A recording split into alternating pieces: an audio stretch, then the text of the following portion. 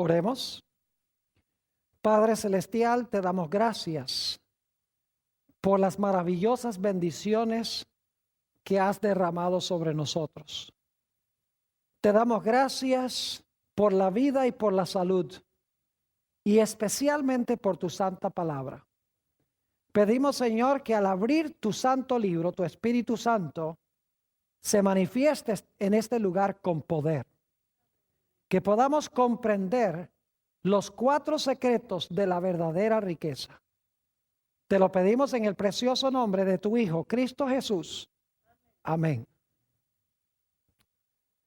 Quiero extenderle a todos los que vinieron hoy un saludo muy cordial, agradecerles por haber venido a esta reunión. También quiero saludar a todos los que nos están viendo vía satélite en la pantalla de televisión en todos los países del mundo de habla hispana. Estamos muy contentos de que estén con nosotros. Hoy vamos a estudiar los 4 secretos de la verdadera riqueza. ¿Saben ustedes que el Señor Jesucristo habló de muchos temas? Pero no hubo un tema del cual habló Jesús más que el asunto del dinero. Jesús habló del amor, Jesús habló de la iglesia, Jesús habló de muchas cosas, pero habló más del dinero que de cualquier otro tema, porque Jesús sabía que el dinero es algo que puede causar nuestra perdición eterna o puede ser una bendición para nosotros y para la raza humana. En nuestro tema de hoy vamos a estudiar 4 principios de cómo administrar los bienes materiales que Dios nos ha concedido. Va a ser un tema muy metódico, muy sencillo, muy organizado. Lo que vamos a hacer es tomar cada uno de estos 4 principios y desmenuzarlo cuidadosamente. El primer principio que necesitamos recordar cuando hablamos de la administración de lo que Dios nos ha concedido en términos de bienes materiales es que Dios es el dueño de todas las cosas. Ahora, yo sé que nosotros tenemos la tendencia de decir, ¿cómo te gusta mi carro? O me compré mi casa, o tengo mucho dinero mío en el banco. Pero técnicamente hablando, la Biblia enseña que nada de lo que tenemos nos pertenece a nosotros. Todo lo que tenemos pertenece a Dios. El primer principio es que Dios es el dueño de todas las cosas. Si reconocemos eso, nuestra vida será tanto mejor. Vamos a leer algunos versículos de la Biblia que nos presentan este principio tan importante que Dios es el dueño de todas las cosas. Vamos a Génesis, el capítulo 1 y el versículo 1. Ni siquiera tenemos que buscar ese versículo, el primero de la Biblia. Dice allí, en el principio creó Dios los cielos y la tierra. Es decir, el creador de todas las cosas, según dice la Biblia, fue Dios. Y como Dios fue el creador, Él es el dueño absoluto de todo. Noten el Salmo 24 y el versículo 1, donde también se nos habla de Dios como el propietario de todas las cosas. Dice allí en el Salmo 24 y el versículo 1, de Jehová es la tierra y su plenitud, el mundo y los que en él habitan. Noten que dice que de Jehová es la tierra y su plenitud. La palabra plenitud significa todo lo que está en la tierra. La tierra es de Dios y todo lo que está en la tierra pertenece a Dios. Inclusive los que habitan en el planeta Tierra, todos pertenecen a Dios. Noten el Salmo 95 y el versículo 5. Salmo 95 y el versículo 5 dice, hablando del mar, lo siguiente: suyo también el mar, pues Él lo hizo. ¿Por qué razón es el mar de Dios? ¿Porque qué? Porque Él lo hizo y sus manos formaron la tierra seca. Es decir, el mar y la tierra seca pertenecen a Dios porque Dios hizo ambas cosas. Notemos también el Salmo 50 y los versículos 10 al 12. Salmo 50 y el versículo 10 hasta el versículo 12. Dice allí lo siguiente, hablando Dios: porque mía es toda bestia del bosque y los millares de animales en los collados. Conozco todas las aves de los montes y todo lo que se mueve en los campos me pertenece. Si yo tuviese hambre, no te lo diría a ti, porque mío es el mundo y su plenitud. Los cielos son de Dios, la tierra es de Dios. La plenitud de lo que está en la tierra es de Dios. Las bestias son de Dios. Las aves son de Dios. Ahora, ¿qué diríamos del oro y la plata? Oh, también son de Dios. Noten el libro de Ageo, el capítulo 2 y el versículo 8. Ageo, el capítulo 2 y el versículo 8. Aquí está hablando Dios y fíjense lo que dice. Mía es la plata y mío es el oro, dice Jehová de los ejércitos. ¿De quién es el oro y la plata? El oro y la plata pertenecen a Dios. Ahora yo pregunto, ¿de quién es nuestro cuerpo? El cuerpo que tenemos nosotros, ¿a quién pertenece? La Biblia nos dice que nuestro cuerpo pertenece también a Dios. Noten 1 Corintios, el capítulo 6 y los versículos 19 y 20. 1 Corintios, el capítulo 6 y el versículo 19 y 20. Dice aquí el apóstol San Pablo: ¿o ignoráis que vuestro cuerpo es templo del Espíritu Santo, el cual está en vosotros, el cual tenéis de Dios, y que no sois vuestros? Porque habéis sido comprados por precio. Glorificad pues a Dios en vuestro cuerpo y en vuestro espíritu, los cuales son ¿de quién? Los cuales son de Dios. Nuestro cuerpo y nuestro espíritu pertenecen ¿a quién? Pertenecen a Dios. Fíjense qué interesante el panorama que estamos viendo. La tierra es de Dios, el cielo es de Dios, la plenitud de lo que está en la tierra es de Dios, las bestias son de Dios, los árboles son de Dios, el oro y la plata pertenecen a Dios, nuestro cuerpo pertenece a Dios y nuestro espíritu, que es nuestra mente, también pertenece a Dios. Hay muchos que dicen por ahí: bueno, este cuerpo yo puedo hacer lo que yo quiera con él, porque al fin y al cabo es mío. Especialmente aquellos, por ejemplo, que creen en el aborto, dicen: yo puedo hacer con mi cuerpo lo que yo quiera. En realidad, la Biblia enseña que nuestro cuerpo no es nuestro. Nuestro cuerpo pertenece a Dios. Ahora, el apóstol Pablo, en 1 de Timoteo 6 y el versículo 7, expresa el mismo principio. Y yo creo que ustedes estarían de acuerdo conmigo y con el apóstol Pablo. 1 de Timoteo 6 y el versículo 7.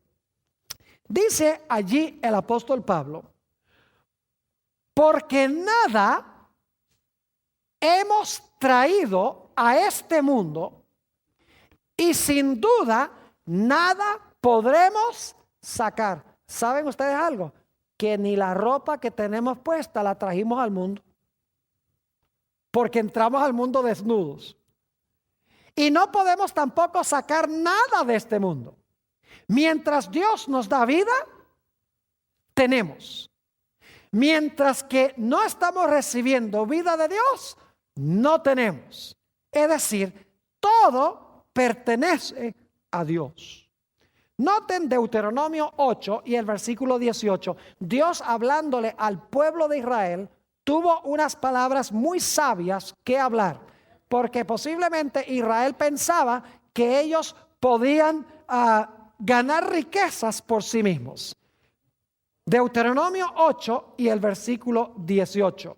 Dice allí: si no, acuérdate de Jehová tu Dios, porque Él te da el poder para hacer riquezas, a fin de confirmar su pacto que juró a tus padres, como en este día.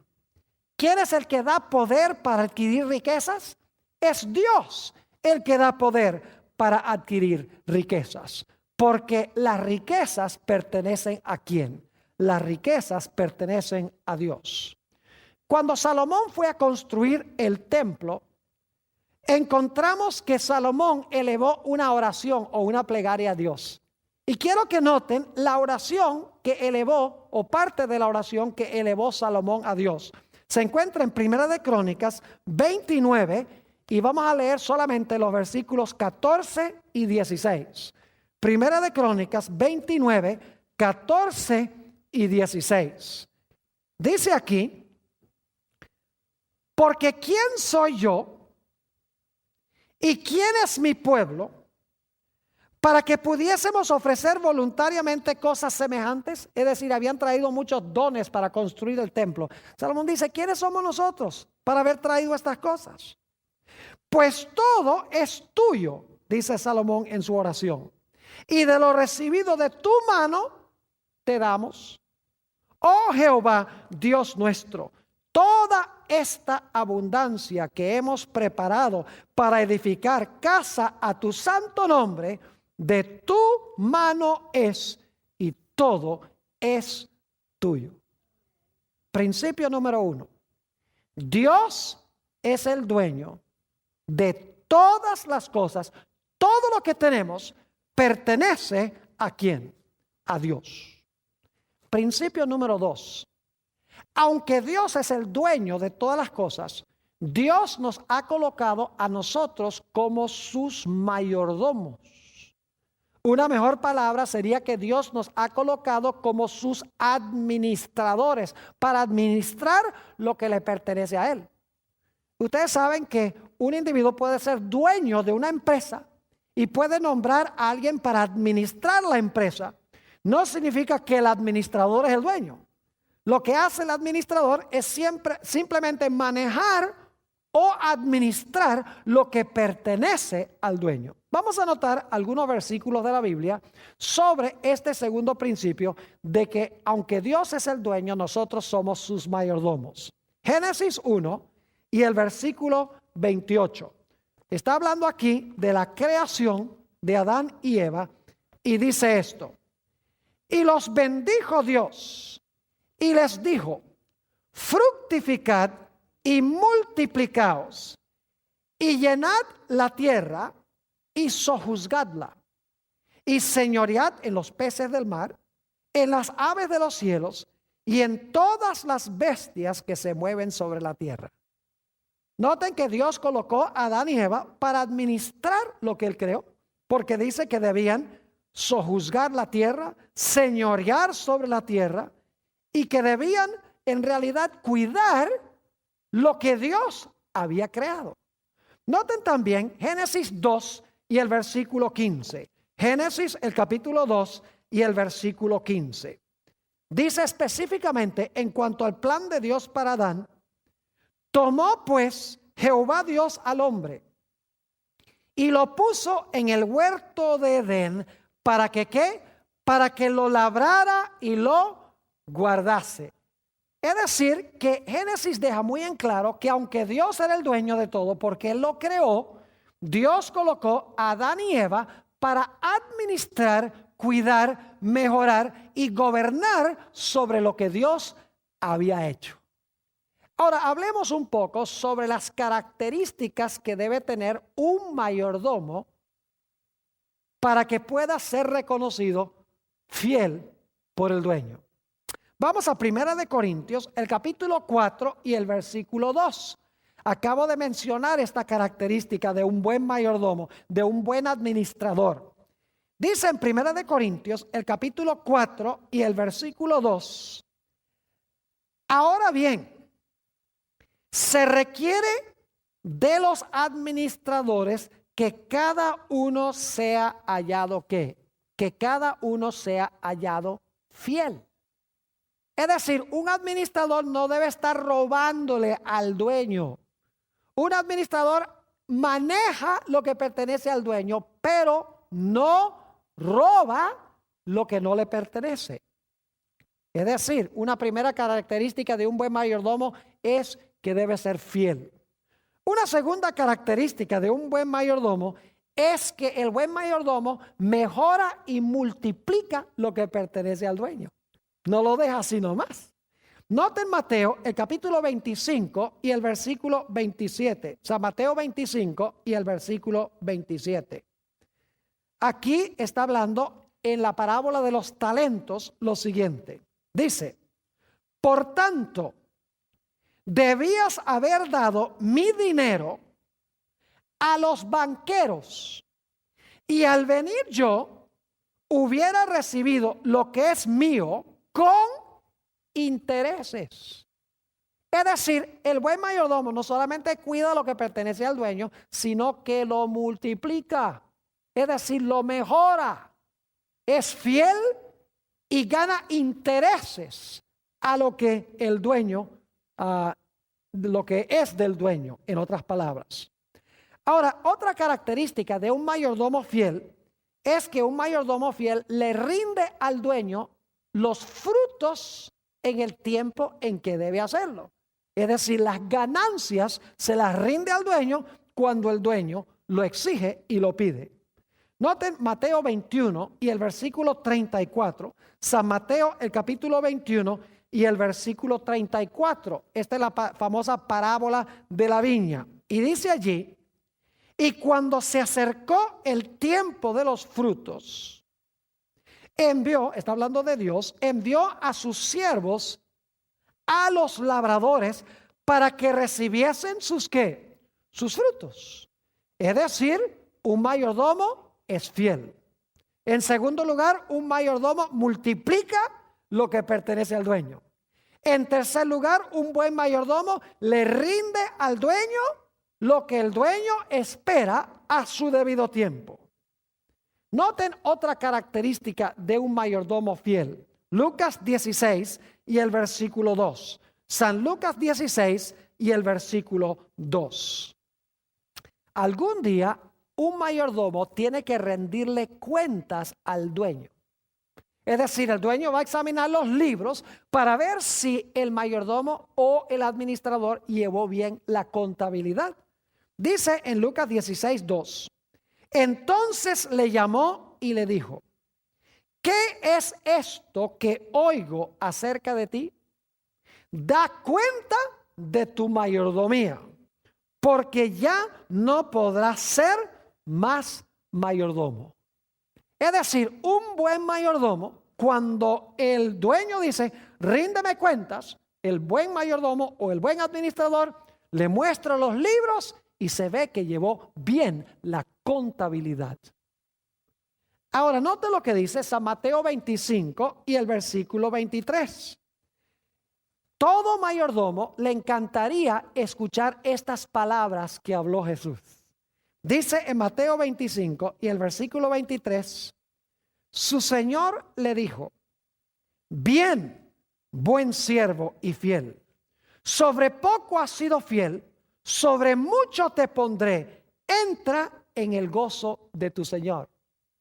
Y otro texto que está relacionado con esto es San Lucas 16, 10, a donde dice Jesús, el que es fiel en lo muy poco, también en lo más es fiel. Y el que es en lo muy poco injusto, también en lo más es injusto. Es decir, que un mayordomo es fiel en las cosas más pequeñas.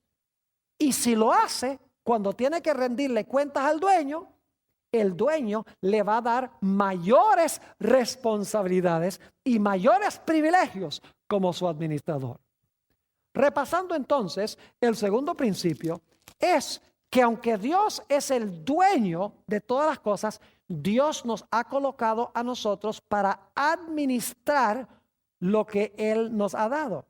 Lo podemos usar, lo podemos aprovechar, pero tenemos que aplicar estos principios. Y es que tenemos que ser fieles, tenemos que invertir lo que pertenece al dueño y multiplicarlo. Tenemos que rendirle sus frutos en el momento debido. Tenemos que dar cuenta de nuestra mayordomía y tenemos que ser fieles en las cosas más pequeñas, y entonces el dueño nos colocará sobre asuntos más grandes.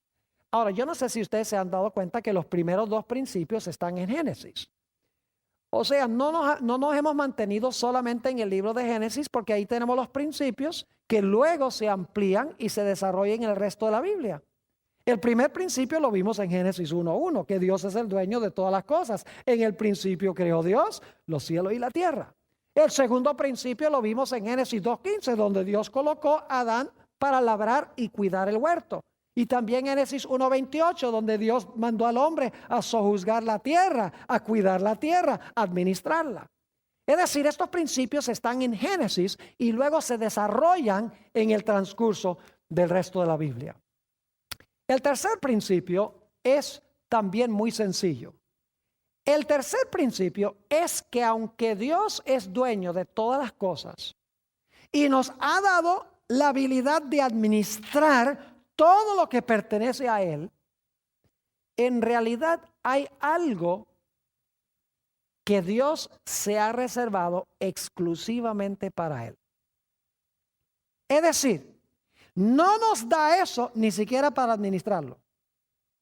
Dios me dice, administra esto, pero hay una porción que yo me he reservado que no es para tú administrarla. Esa me la he reservado para mí. Yo no sé si ustedes recuerdan que hemos estudiado sobre el árbol de la ciencia del bien y del mal. Vamos a leerlo en Génesis, el capítulo 2, 16 y 17, porque aquí tenemos el principio, el tercer principio, de que Dios se ha reservado algo para sí que nosotros no podemos ni siquiera administrar. No nos lo ha dado para administrarlo nosotros. Se lo ha reservado para Él. Noten Génesis 2, 16 y 17. Dice, y mandó Jehová Dios al hombre diciendo, de todo árbol del huerto podrás comer, mas del árbol de la ciencia del bien y del mal no comerás, porque el día que de él comieres, ciertamente morirás. Yo pregunto, ¿todos los árboles del huerto pertenecían a Dios? ¿Todos? Claro que sí, pero había un árbol que pertenecía especialmente a Dios. Claro que sí. Adán y Eva podían administrar todos los árboles, inclusive podían comer de todos los árboles, pero había un árbol que Dios dijo, este no me lo van a administrar, este no lo van a usar para ustedes, este árbol yo me lo reservé exclusivamente para mí. Ahora yo pregunto, de nuestros recursos materiales, Dios nos ha dado una porción que le pertenece exclusivamente a Él y que nosotros no tenemos derecho ni siquiera de administrarlo. Claro que sí. ¿Cómo se llama? Se llama el diezmo, exactamente. Vamos a leer un poco en cuanto al diezmo en la Escritura. Fíjense que tenemos estos principios en Génesis, ¿verdad que sí? Dios creó los cielos y la tierra, son de Él. Segundo, Dios colocó a Adán y Eva para administrar las cosas en la tierra, en el huerto. Tercer principio, aunque todo se lo dio Dios a Adán y Eva para que lo mejoraran y para que lo cuidaran, Dios se reservó un árbol para él. Ahora, noten lo que dice en Levítico 27 y el versículo 30 sobre el asunto del diezmo. Dice allí, en Levítico 27 y el versículo 30, el diezmo de la tierra, así de la simiente de la tierra, como el fruto de los árboles, de Jehová es cosa dedicada a Jehová. ¿A quién le pertenece el diezmo? A Dios. ¿Y saben cuánto es el diezmo? El diezmo es ¿qué? 10%. ¿Cómo les gustaría a ustedes que un individuo que es dueño de una empresa, supongamos que hay un individuo que es dueño de una empresa, y él le da a usted el trabajo de administrar el negocio que tiene. Y el dueño dice, mira, yo quiero que tú me administres este negocio. Y cuando lleguen las entradas, tú te quedas con el 90% y me devuelves a mí el 10%. ¿Aceptarían un negocio así? Ah, eso es un negociazo. Imagínense, 90% para mí y 10% para el dueño, cuando él pone la empresa y todos los recursos. Tremendo negocio. Sin embargo, Dios dice, del 100% que yo te doy, resérvame 10% para mí. Y decimos, ay Señor, pero ¿por qué eres tan mezquino? ¿Cómo te vas a quedar con el 10%? El 10% no es nada. Dios nos da el 90% para administrar, pero el diezmo lo ha apartado para Él. Ni siquiera podemos administrarlo, porque es como el árbol de la ciencia del bien y el mal. Dios lo ha reservado para sí. Algunos dicen, pastor, pero el diezmo era para los judíos. Hoy en día nosotros no somos judíos, así que no hay que diezmar. Escuchen bien, el diezmo no comenzó con los judíos. El diezmo, el principio del diezmo comenzó en el huerto del Edén con ese árbol. Y en Génesis hay dos lugares a donde se menciona el diezmo antes que existiera un judío. Noten Génesis, el capítulo 14 y el versículo 18 al 20. Génesis 14, 18 al 20. Esto está hablando de Abraham. Y dicho sea de paso, Abraham no era judío.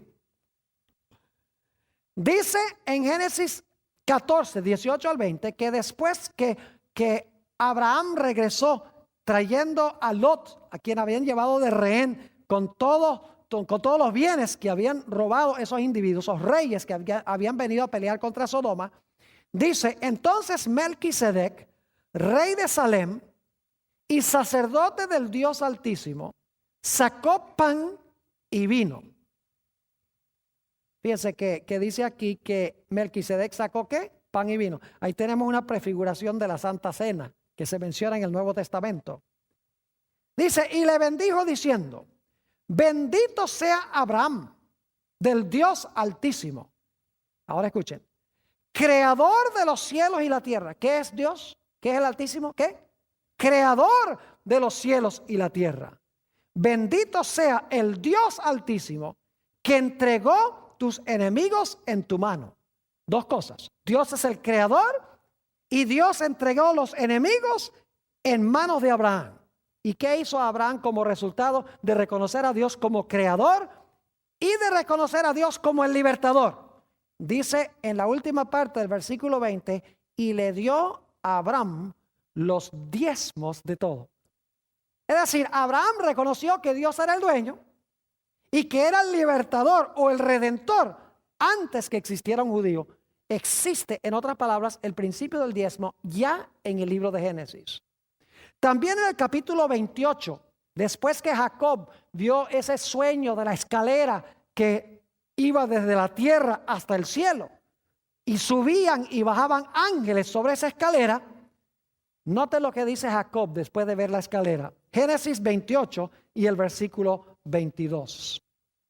Dice allí Jacob, y esta piedra, 28-22, y esta piedra que he puesto por señal será casa de Dios. Y de todo lo que me dieres, el diezmo apartaré para ti. ¿Qué prometió Jacob? Devolverle a Dios, ¿qué cosa? El diezmo. Entonces el diezmo no comenzó con Moisés. El diezmo no comenzó con los judíos. Porque la Biblia nos dice que Abraham y Jacob ambos diezmaron. Y en Génesis el capítulo 2 tenemos en el árbol que Dios se reservó para sí ya el principio del diezmo. Es decir, aunque todo el dinero en realidad pertenece a Dios, Dios se ha reservado el 10% para él. Ahora, ¿para qué es que Dios mandó a la gente a devolver o a pagar el diezmo? Note lo que dice en Números 18, 20 y 21. Cuando el pueblo de Israel entró en la tierra de Canaán, escuchen bien, cuando Israel entró en la tierra de Canaán, habían 12 tribus. Y Dios le dio una porción de tierra a cada una de las tribus para que se las repartieran entre las familias. Pero una de las 12 tribus no recibió herencia en Canaán, en la tierra prometida. Esa fue la tribu de Leví. No recibió ningún trozo de tierra. La razón es que los levitas debían servir las necesidades espirituales del pueblo. Es decir, ellos no debían dedicar su tiempo cosechando y sembrando y vendiendo productos agrícolas en el mercado. Ellos debían dedicar 100% de su tiempo a la causa de Dios, a las necesidades espirituales del pueblo. Y por lo tanto Dios dijo, ustedes no van a tener tierra. Y claro, la pregunta surge, si no tenían dónde sembrar y dónde cosechar y dónde criar animales, ¿cómo iban a vivir? Pues Dios dijo, como los levitas sirven las necesidades espirituales del pueblo, entonces el pueblo debe diezmar para que a través de los diezmos los levitas puedan vivir.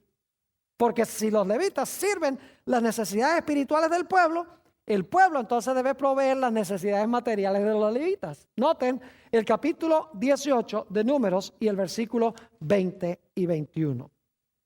Y Jehová dijo a Aarón, de la tierra de ellos, es decir, de los cananeos, no tendrás heredad, ni entre ellos tendrás parte. Yo soy tu parte y tu heredad en medio de los hijos de Israel. Y ahora escuchen bien. Y he aquí, yo he dado a los hijos de Leví todos los diezmos en Israel por heredad. ¿Quién le dio los diezmos a los levitas? No fue Aarón. ¿Fue quién? Dios. Es decir, Dios dice, el diezmo es mío y ahora el diezmo mío yo se lo voy a dar a los levitas. Sigue diciendo.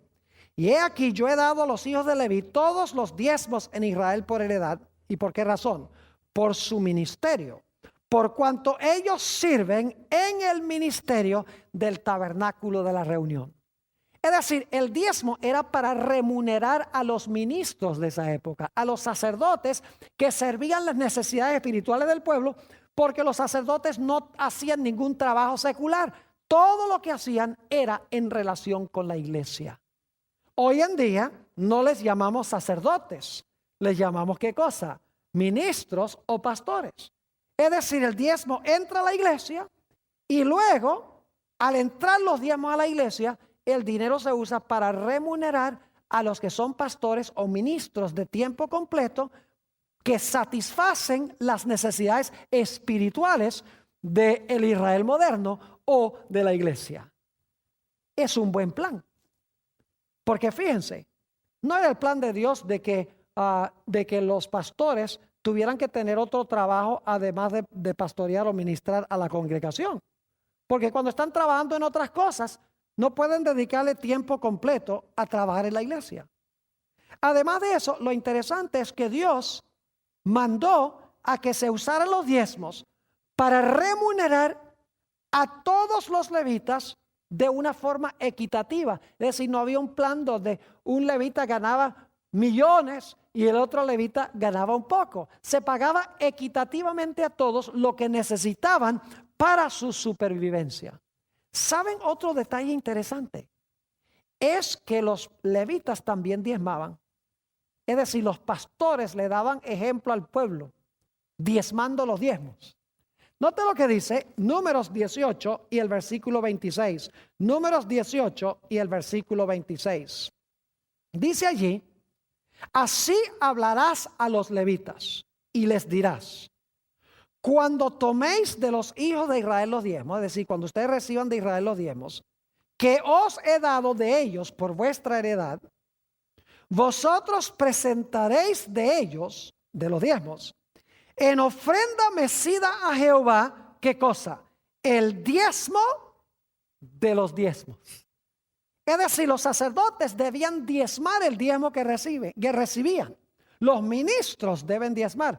Y yo debo decirles que yo no solamente le digo a la gente de la iglesia que diezme, sino que yo también diezmo, porque Dios lo manda. Hay que darle ejemplo a la congregación. Ahora, ¿qué pasa si nosotros no le devolvemos el diezmo a Dios?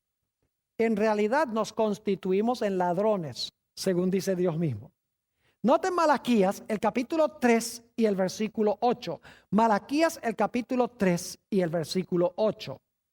Dice aquí, y está hablando muy solemnemente, ¿robará el hombre a Dios?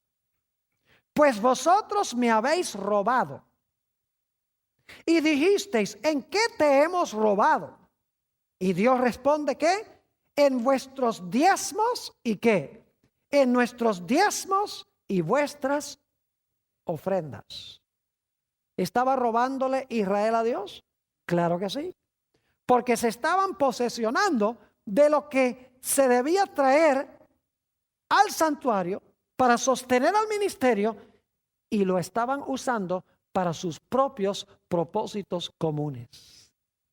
Ahora algunos dirán, bueno pastor, pero ese asunto del diezmo, eso era para los judíos y para los levitas del Antiguo Testamento. Hoy Dios tiene otro plan diferente. ¿Ustedes creen que Dios tiene un plan distinto hoy? ¿Saben que Jesús enseñó el principio del diezmo?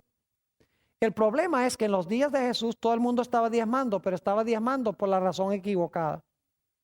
Los fariseos creían que diezmando les iba a ganar el favor de Dios. Así que Jesús no tuvo que decirles, diezmen, diezmen. No, porque ellos estaban diezmando. Lo que tuvo Jesús que hacer es corregir el motivo por el cual diezmaban. Noten Mateo, el capítulo 23 y el versículo 23. Y mientras ustedes están buscando eso, les puedo decir también que Jesús no dijo, guarden el sábado, porque todo el mundo estaba guardando el sábado. Lo que pasa es que lo estaban guardando mal. Lo estaban guardando como decían los fariseos, no como dice la Biblia.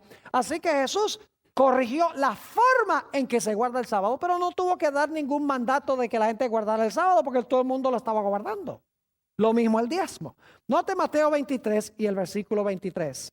Jesús dice, ay de vosotros, escribas y fariseos hipócritas, porque diezmáis la menta y el eneldo y el comino, que son semillitas chiquitas. Imagínense, tenían 10 semillitas de comino y apartan 9 para mí y 1 para el Señor. Es decir, diezmaban estrictamente. Dice, y dejasteis lo más importante de la ley, la justicia, la misericordia y la fe. Esto era necesario hacer sin dejar de hacer aquello. Es decir, deben diezmar y deben tener la razón correcta o la motivación correcta para diezmar. Jesús dijo, es necesario tener ambas cosas. Ahora, hay un pasaje en el Nuevo Testamento que deja clarito el hecho de que el diezmo todavía hoy es el plan de Dios. En 1 Corintios 9, y voy a leer solamente los versículos 13 y 14, pero quiero contarles algo sobre el contexto. 1 Corintios 9, 7 al 14. Según parece, el apóstol San Pablo y algunos de sus colegas, los hermanos los estaban criticando porque en realidad la gente los sostenía de los diezmos. Y por lo tanto ahora el apóstol Pablo escribe a estas personas que estaban criticando a los ministros que eran pagos de los diezmos. Y el apóstol Pablo dice, ¿ustedes creen que un soldado cuando va a la guerra tiene que pagar sus propios gastos?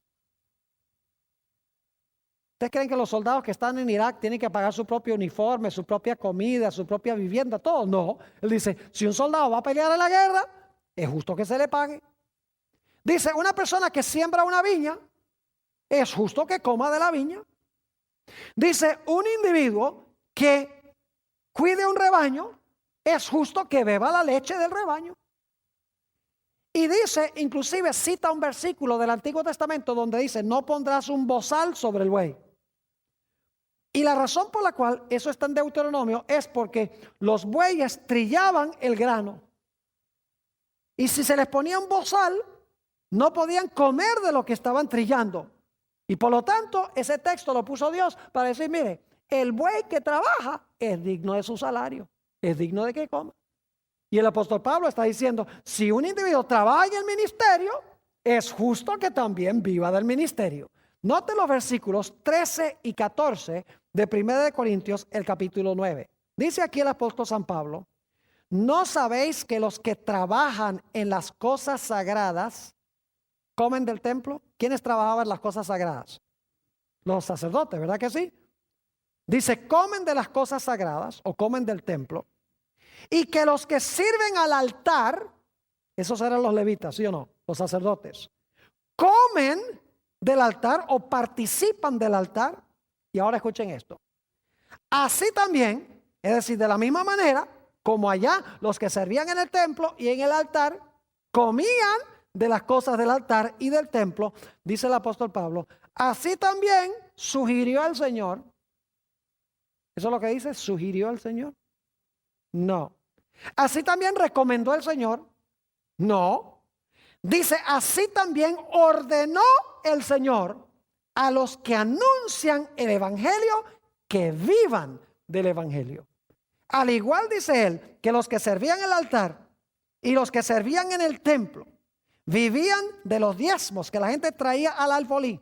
De la misma manera, hoy ordenó Dios que los que anuncian el evangelio, los que proveen las necesidades espirituales de la iglesia, es necesario que vivan del evangelio, es decir, que vivan de los diezmos. Y saben que cuando la gente diezma es una inversión. Porque cuando ustedes meten el dinero del diezmo en el plato de la ofrenda, el resultado es que el pastor va a servir sus necesidades espirituales. Es decir, ustedes lo que están haciendo es invirtiendo para que el pastor tiempo completo pueda hacer bautismos, pueda tener campañas evangelísticas, pueda predicar los sábados, pueda visitarlos cuando están enfermos, puedan ir al hospital, etcétera. Es decir, el diezmo es una inversión que nos regresa a nosotros en los servicios del ministro. Es decir, que hasta ahora hemos estudiado 3 principios. Número 1, Dios es el dueño de todo. Número 2, nos ha colocado sobre sus posesiones como administradores. Principio número 3, se ha reservado una porción que nosotros ni siquiera debemos administrar. Y quiero decirles, nosotros no pagamos el salario del pastor. El salario del pastor lo paga Dios. Porque el diezmo es de Dios, así que no se crean de mucho. Y diga, yo pago el salario de mi pastor. No, señor, porque ese dinero no es de ustedes para pagarle al pastor.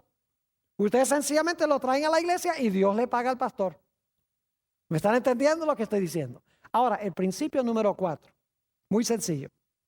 El principio número 4 es que si nosotros respetamos la porción que Dios se ha reservado, el resultado va a ser bendición. Si nosotros irrespetamos la porción que pertenece a Dios, vamos a traer sobre nosotros una maldición. ¿Saben ustedes que en el libro de Génesis nos dice que Dios bendijo todo lo que Él creó? Noten Génesis 1:28, lo voy a leer rápidamente. Dice, y los bendijo Dios y les dijo, fructificad y multiplicaos, llenad la tierra y sojuzgadla, y señoread en los peces del mar y en las aves de los cielos y en todas las bestias que se mueven sobre la tierra. Dios bendijo todo lo que creó. Pero luego en Génesis el capítulo 3 dice que Adán y Eva pecaron. ¿Y saben cuál fue el pecado de ellos? Se agarraron lo que Dios se había reservado para él. Podríamos decir que se agarraron el diezmo de Dios para usarlo para ellos. Es decir, no respetaron la porción de Dios. Y como resultado, ¿qué vino al mundo? Ustedes pueden leer en Génesis, solo les doy las referencias, Génesis 3:14, Génesis 3:17 y Génesis 4:11. Nos dice que la serpiente fue maldita, la tierra fue maldita y cayó una maldición sobre Caín. Es decir, cuando tomaron la porción que pertenecía a Dios, como resultado vino ¿qué cosa? La maldición. No es que Dios dice, si tú no me devuelves el diezmo, te maldigo. No. Cuando usamos la porción que pertenece a Dios, nosotros traemos sobre nosotros mismos una maldición. Note lo que dice Malaquías 3 y los versículos 9 y 10. Malaquías 3 y el versículo 9 y el versículo 10. Este es el pasaje famoso sobre el diezmo en la Escritura.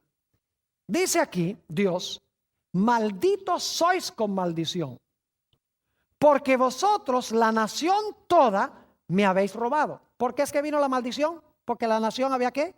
Robado a Dios. Luego Dios da la solución, dice, traed todos los diezmos al alfolí. El alfolí era un lugar en el templo a donde la gente traía para depositar los bienes agrícolas que traían. Dice, traed todos los diezmos al alfolí y haya alimento en mi casa, es decir, en el templo. Y probadme ahora en esto, dice Jehová de los ejércitos, si no os abriré las ventanas de los cielos y derramaré sobre vosotros bendición hasta que sobreabunde. Dios dice, soy malditos con maldición porque me han robado. Dice, pero si ustedes respetan mi porción, les voy a derramar una bendición que no van a tener suficiente espacio para recibir las bendiciones que yo les voy a derramar. Es una promesa de Dios. Hallamos ilustraciones de esto en la Sagrada Escritura. Tenemos, por ejemplo, la historia de Elías. No había llovido por 3 años. Dios mandó a Elías a ir a un pueblo, al pueblo de Sarepta. Y Dios le dijo, allá te vas a encontrar con una viudita. Y ustedes pueden leer esto en Primera de Reyes 17, solamente les estoy contando la historia. Llega Elías allá al pueblo y cuando está entrando al pueblo encuentra a esta viejita, viuda, recogiendo unos pocos pedacitos de leña. Y entonces Elías le dice, mira, búscame un vaso de agua. Y la agua era un lujo, porque no había llovido en 3 años. Así que la viudita dice, está bien. Y cuando está yendo para buscar el agua, le dice a Elías, Elías es el ministro de Dios, porque es el profeta. Le dice a Elías, ¿y no tienes algo de comer? Y la viudita dice, lo único que tengo es un poquito de harina y un poquito de aceite, y voy a hacer unos pocos panecitos, y luego mi hijo y yo nos vamos a morir. Y ahora imagínense qué egoísta ese profeta. El profeta le dice a la viuda, mira, ve y hace los pancitos. Dice, pero tráeme a mí un pancito primero. Óyeme, robándole a las viudas. El ministro de Dios. Pero luego le dijo a Elías, a la viudita, le dijo, mira, si tú haces lo que yo te digo, si tú me traes el pequeño pan primero al ministro de Dios, te aseguro que no va a escasear la harina ni el aceite hasta que llueva de nuevo en la tierra. Ahora la viuda tenía que decidir, ¿me muero con la barriga llena? ¿O me arriesgo a ver si de pronto lo que el profeta dice es la verdad? Ella fue y le hizo la pequeña torta a Elías primero. Y saben que la Biblia dice que no escaseó ni el aceite ni la harina hasta que volvió a llover sobre la tierra. Sacaba aceite y sacaba harina, todos los días sacaba y no se acababa. Por 6 meses esos barriles produjeron harina y aceite. Ella nunca hubiera sabido si Dios estaba hablando en serio, al menos que lo hubiera probado. Por eso dice, probadme ahora en esto. Hay gente que dice, ay pastor, pero a mí no me alcanza el dinero para diezmar. ¿Saben algo? Yo les doy una fórmula donde siempre les alcanza el dinero para diezmar. Y es, denlo primero. Si lo devuelven primero, siempre les va a alcanzar el dinero para diezmar. Y fíjense que cuando Dios nos pide que diezmemos, Dios promete que nos va a suplir todo lo que nosotros necesitamos para nuestra vida. Junto con lo que nos pide, promete una gran bendición. También hallamos estos 4 principios ilustrados en la historia de José. Ustedes saben que Potifar era el dueño, ¿verdad? José fue a parar en la casa de este hombre, Potifar, hombre grande allá en Egipto. Y nos dice la Biblia que aunque Potifar era el dueño, José era ¿qué cosa? Era el mayordomo. Y era un buen mayordomo. Porque cuidaba lo del dueño, lo invertía, lo multiplicaba. Mejor dicho, Potifar confiaba tanto en José que lo único que sabía era cuando le ponían la comida en la mesa. Ni se preocupaba por lo que tenía o lo que no tuviera. Pero había algo que Potifar se reservaba solamente para sí, su esposa. Y ahí era que se iba a probar la mayordomía de José. Podía administrar todo, pero la esposa era de Potifar. Y José escogió respetar lo que Potifar se había reservado para sí. Y algunos dicen, sí, pero fíjese, respetó lo que le pertenecía a Potifar y allá fue a parar a la cárcel. ¿Acaso la Biblia dice que cuando respetamos, cuando somos buenos mayordomos, que viene bendición? Pero es que a veces las bendiciones no vienen inmediatamente. A veces las bendiciones se demoran. José fue a parar a la cárcel, eso es verdad. Pero para hacer una larga historia corta, al final, como resultado de ir a la cárcel, conoció al copero de Faraón, llegó a ser el primer ministro de Egipto y llegó a librar a su familia de morir de hambre. Dios ciertamente lo bendijo. No crean que Dios inmediatamente que empiecen a diezmar les va a llover billetes del cielo. No, a veces se demora, pero Dios promete que no nos va a faltar. Leamos algunos versículos para concluir sobre estos principios. ¿Entienden los principios? Sencillitos. Dios es el dueño de todo. Nosotros somos sus administradores. Dios se ha reservado una porción que es exclusivamente para Él. Si respetamos esa porción, bendición. Si irrespetamos esa porción, maldición. Así de sencillo es. Ahora, escuchen bien lo que dice Hechos 20:35. Porque uno de los mayores problemas que tiene el hombre es que el hombre es egoísta por naturaleza. Le gusta acaparar, le gusta guardar, le gusta ahorrar, no le gusta dar. Dice el apóstol San Pablo en Hechos 20:35, en todo os he enseñado que trabajando así se debe ayudar a los necesitados y recordar las palabras del Señor Jesús que dijo, más bienaventurada cosa es dar que recibir. Más bienaventurada cosa es dar que recibir. ¿Te recuerda la historia de Zaqueo? Cuando Zaqueo se convirtió al Señor, inmediatamente cambió la forma como administraba su dinero. Antes era egoísta y era ladrón, porque cobraba impuestos y cobraba más de la cuenta. Pero cuando se entregó a Jesús, públicamente llega Zaqueo y dice, ahora yo anuncio que la mitad de mis bienes van para los pobres. Y dice, y algunos dicen, ¿y por qué nada más la mitad? ¿Por qué no todo? Por la segunda parte de lo que dijo. Dijo, y si en alguien he defraudado, le voy a pagar 4 veces más de lo que le defraudé. La otra mitad la necesitaba para pagarle a todos los que había defraudado. Es decir, cuando se convirtió a Jesús, su forma de mirar el dinero, ¿qué? Cambió. Ustedes recuerdan la historia de la viudita. Esa se encuentra en San Marcos, el capítulo 12. Jesús está parado con los discípulos. Llega una viudita ahí, pobrecita, con 2 blancas, con 2 moneditas. Y ustedes pueden leer ahí, los magnates, los importantes venían y traían sus manos llenas de monedas y las echaban ahí.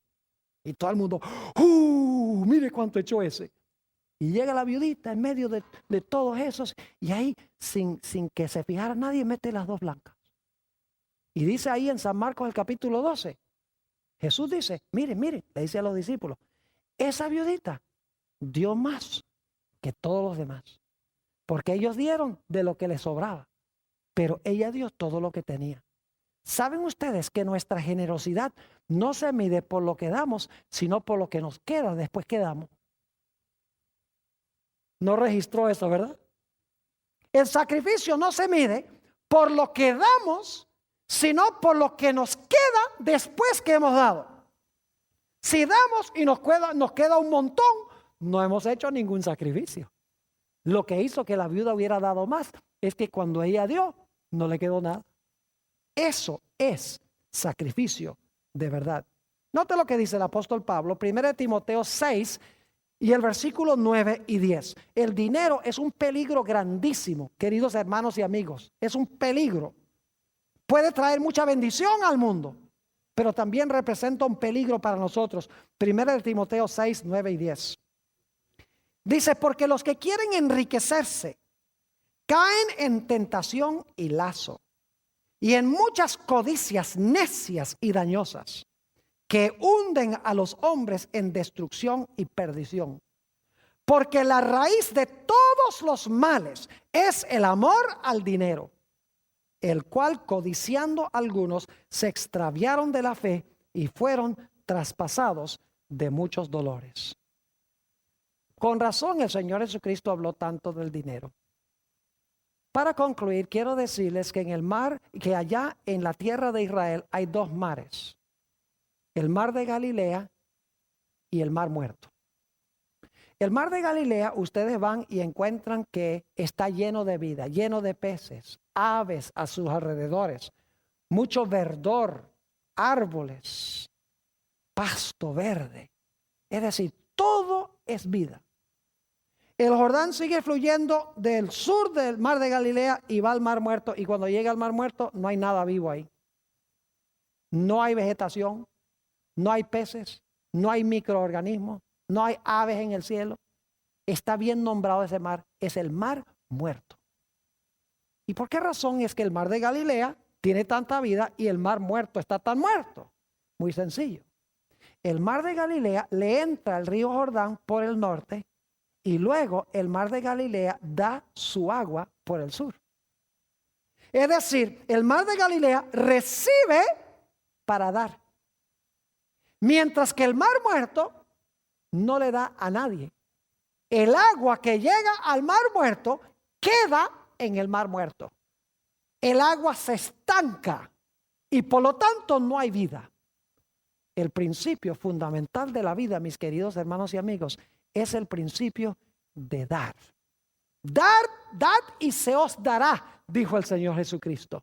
Recordemos entonces estos 4 principios básicos de la verdadera prosperidad. Número 1, reconozcamos siempre que Dios es el dueño de todo. Número 2, que nosotros somos sus administradores y debemos ser fieles. Número 3, que hay una porción que Dios se ha reservado y debemos respetarla. Y número 4, si respetamos eso, tendremos gran bendición. Esta presentación fue brindada por Audioverse, una página web dedicada a esparcir la palabra de Dios a través de sermones gratuitos y mucho más. Si quisiera saber más de Audioverse o si le gustaría escuchar más sermones, por favor visite www.audioverse.org.